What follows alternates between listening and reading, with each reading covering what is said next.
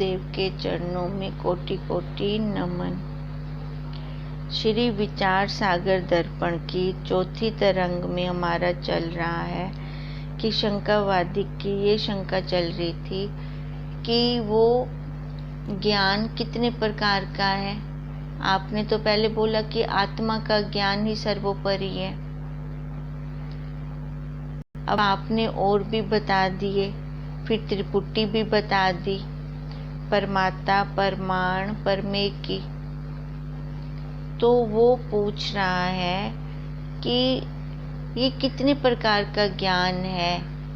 तो गुरुदेव आंसर दे रही हैं कि वास्तव में तो एक ही चेतन जो असंग है, निर्गुण है, निराकार है और वही सृष्टि का मूल भी है। भगवान जी ने भी गीता के 15वें अध्याय में भी यही बताया था कि इस शरीर को असंग करके हम खत्म कर सकते हैं। जब तक हम असंगता नहीं लेते, असंगता कहाँ से लेनी है? मोह से, ममता से। जब तक हम वहाँ से दूर नहीं होते तब तक ये संसार हमें दुख देता रहेगा, तब तक ये जीव बना बैठा रहेगा, परमात्मा बना बैठा रहेगा। गुरुदेव कहते हैं इसके साक्षी हो जाओ, इसको देखने वाले हो जाएं, इसके दृष्टा हो जाएं। अब दृष्टा होकर ही इसको लय कर सकेंगे। दृष्टा होकर ही फिर हम वो स्थान ढूंढते हैं जहाँ जगत लय होता है। नहीं तो जगत खड़ा है, ये संसार खड़ा है, तो देखो कितना दुख है, कितना शोक है, क्योंकि भ्रांतियां ही इतनी हो जाती हैं, अध्यास ही इतना हो जाता है। जहाँ पर सारा दृश्य जगत लय हो जाता है, वही निरागुण निराकार सत्ता है। जहाँ पर ये सारा लय हो जाता है, कोई फुरना ही नहीं है। फुरनों के कारण हम दुखी सुखी हो रहे हैं। जो हम ये शरीर लेकर बैठे हैं, ये भी फुरनों के कारण से ही है। वही गुरुदेव कहते हैं वो प्रकाशक है, निराकार है, निर्गुण है, कोई गुण ही नहीं है उसमें, वो सत्ता है। वहाँ ना आँख है, ना नासिका है, ना कान है। वहाँ निराकार निर्गुण केवल सत्ता मात्र है। होता है अनुभव उसका। ये जितने भी इंद्रियां हैं और इंद्रियों के विषय हैं, उनसे हमें क्या उस सत्ता का अनुभव होता है? नहीं।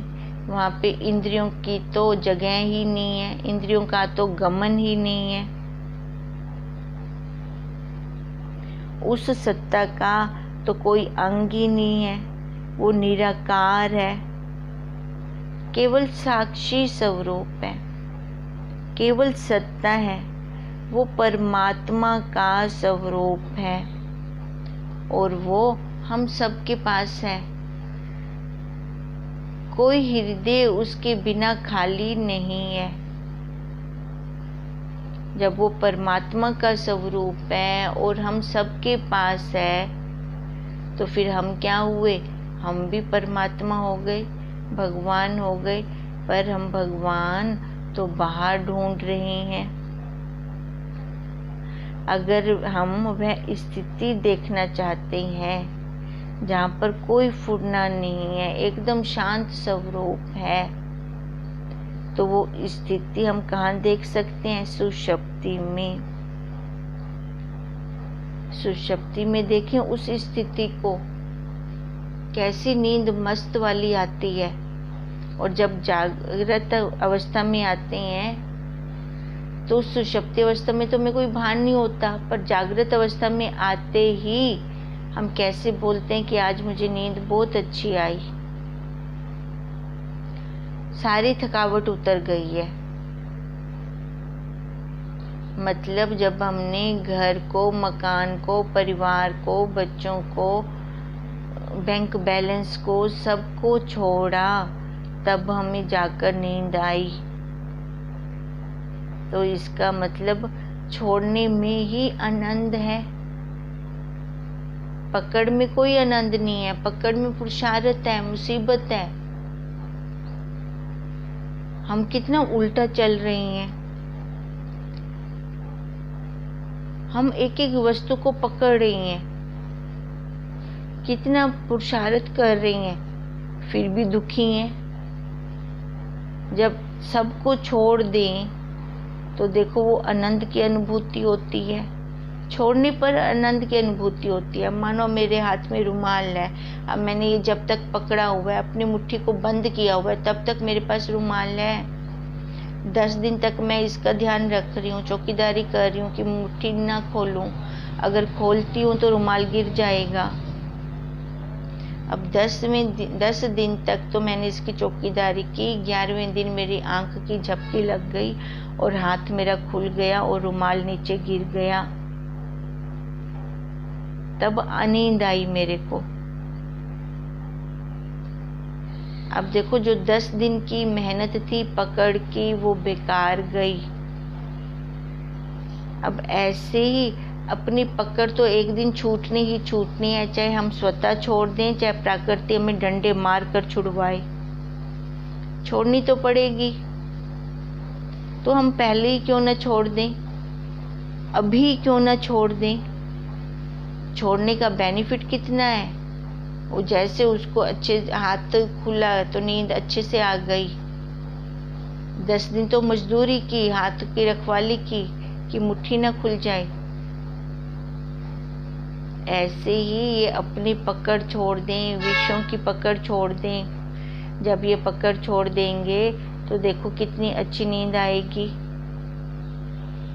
अपने स्वरूप में आनंद आएगा, अपनी स्थिति फिर हम स्वयं भी देख सकते हैं। तो इसलिए गुरुदेव कहते हैं सुषुप्ति का उदाहरण हम देख सकते हैं। यही जब सारा सुषुप्ति में लय हो जाता है, सारा का सारा संसार। अब संसार कहाँ है, बाहर संसार, अंदर संस्कार। वही तो संस्कार चल रहे हैं हमारे अंदर, वही रच्चे पच्चे पड़े हैं। देखो फिर ये सारा जब सुषुप्ति में लय हो जाता है संसार,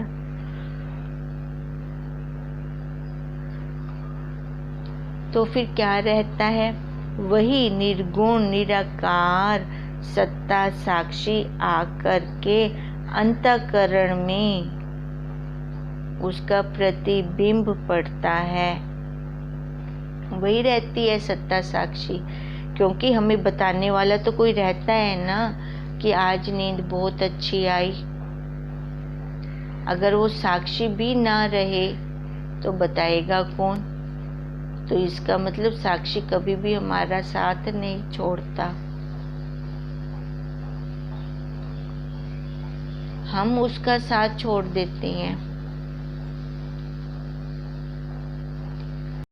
अब देखो साक्षी आकर के अंतःकरण में उसका प्रतिबिंब पड़ा तो अंतःकरण परिच्छिन्न हो गया। अंतःकरण परिच्छिन्न मतलब छोटा हुआ, छोटा हुआ नहीं, केवल भाषा, क्योंकि वही साक्षी है, विभु है, वही व्यापक है। ये जैसे हम भाव में आते हैं वैसे ही हमें भासता है। तभी गुरुदेव कहते हैं ये जो इस शरीर का नाम है, इसका क्यों बार बार इसको याद करना, बार बार इसको क्यों स्मरण करना।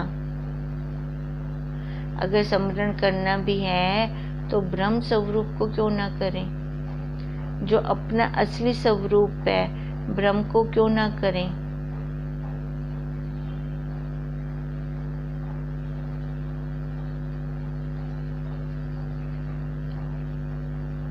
जो अपना स्वरूप है उसी का ही स्मरण क्यों ना करें। नथनी दी यार ने ताको सिमरन बार बार, नाक दी करतार ने ताको दिया विसार। हम भी कुछ ऐसा ही कर रही हैं,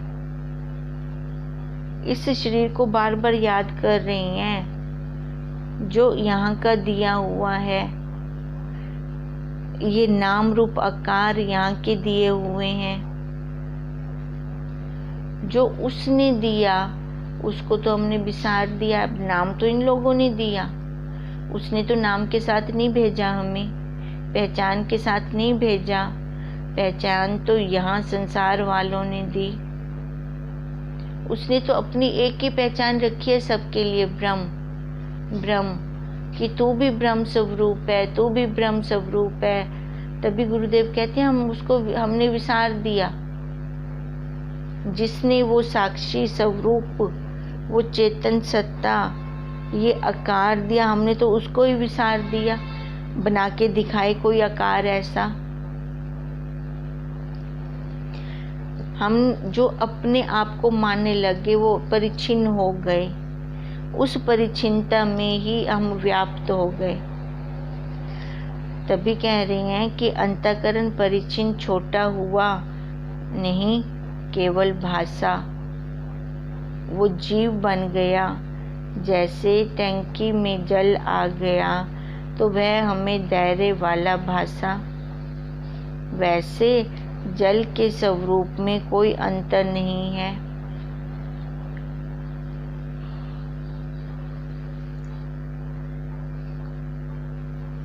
वही जल समुद्र में है, सागर में है।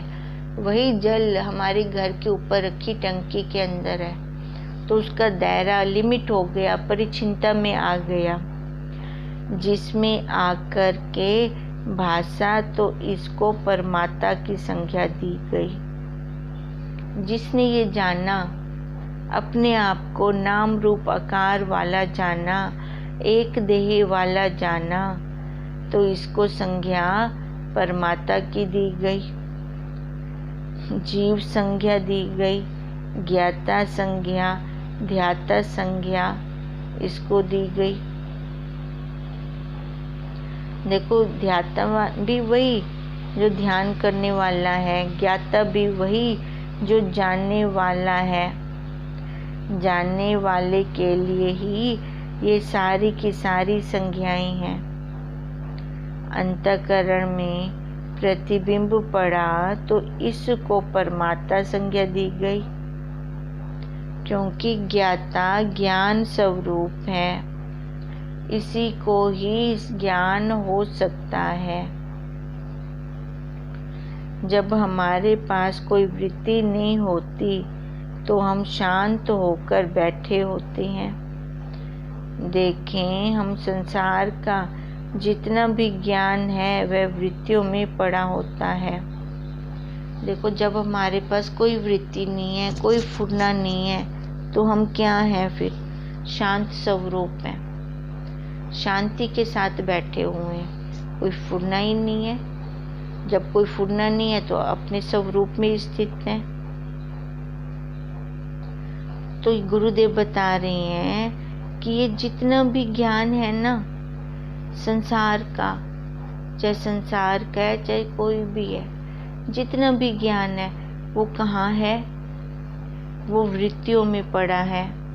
तभी तो वह विषय सामने आते ही उठकर आ जाता है।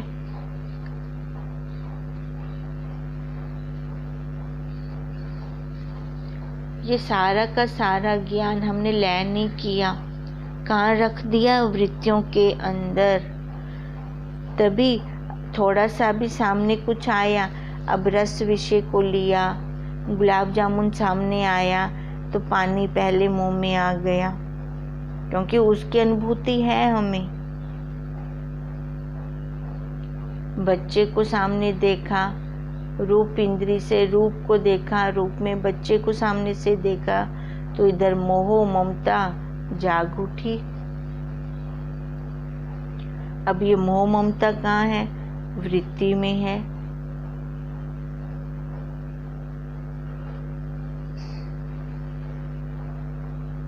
इसलिए गुरुदेव कहते हैं कि जितना भी संसार का ज्ञान है वह वृत्तियों में पड़ा होता है, तभी तो वह विषय सामने आते ही उठकर आ जाता है।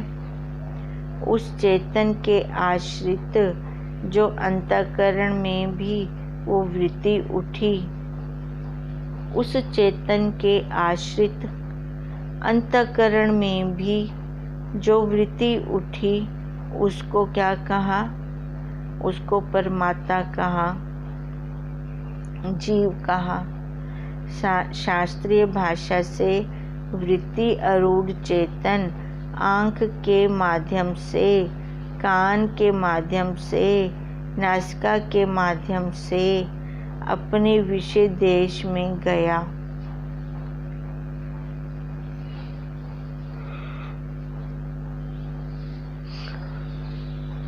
देखो, शास्त्रीय भाषा में वृत्ति आरूढ़ चेतन, वृत्तियों के ऊपर जो चेतन बैठा है वो एक एक देश से बाहर जा रहा है। अब ये इंद्रियां देश हैं हमारी, इस देश के अंदर और छोटे छोटे देखो कितने, अब रूपी इंद्री को देख लें, अब रूप में कितनी वैरायटी है, गंध में कितनी वैरायटी है, रसना में कितनी वैरायटी है। तो गुरुदेव यही दिखा रहे हैं कि वृत्ति बाहर तो गई, अब विशेष होकर इसको कहना पड़ा। अब वृत्ति आरूढ़ चेतन ही तो बाहर गया, जिस गुल्लक से, जिस दरवाजे से बाहर जाता है उसी ही के विषय को वो व्याप्त कर लेता है। इसलिए कह रही हैं कि वो विशेष होकर इसको कहना पड़ा। फिर हम देखें कि वृत्ति आरूढ़ चेतन विषय में गया और विषय को इसने पहले व्याप्त किया। अब व्याप्त किसने किया? वृत्ति ने, क्योंकि वृत्ति में ही सब कुछ पड़ा है कि किताब कैसी होती है या पेंसिल कैसी होती है। ये सारा संसार का ज्ञान तो वृत्ति में ही पड़ा है, आत्मा में नहीं है। आत्मा में कुछ है ही नहीं। अब सारी वृत्तियां काम कर रही हैं तो आपस में आनंद भी वृत्तियों से ही ले रही हैं और लड़ाई झगड़ा भी वृत्तियों में ही पड़ा है। देखो, आनंद भी कहाँ से आता है? वृत्ति से।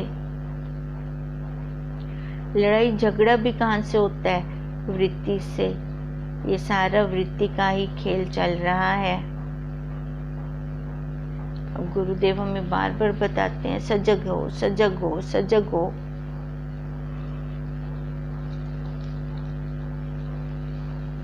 सजग होकर भी करें क्या? सजग होकर भी क्या देखूं? अपनी वृत्तियों को, अपने फुर्नों को। जब तक ये वृत्तियां, ये फुर्ने शांत नहीं होते तब तक आगे बढ़ना बेफजूला है। क्योंकि जो हम पढ़ रहे हैं ना, वो हमारे अंदर पड़ जाए तभी हम कहते हैं शास्त्र के खत्म होते होते ही अपना भी साक्षात्कार हो जाए। जैसे गुरुदेव साधक को वृत्तियों को देखने को बता रहे हैं, ऐसे ही हमारे गुरुदेव हमें भी अपनी वृत्तियों को शांत करने के लिए कह रही हैं। जब हम अपनी वृत्तियां शांत करते हैं तब उस परमात्मा की अनुभूति हमें होती है।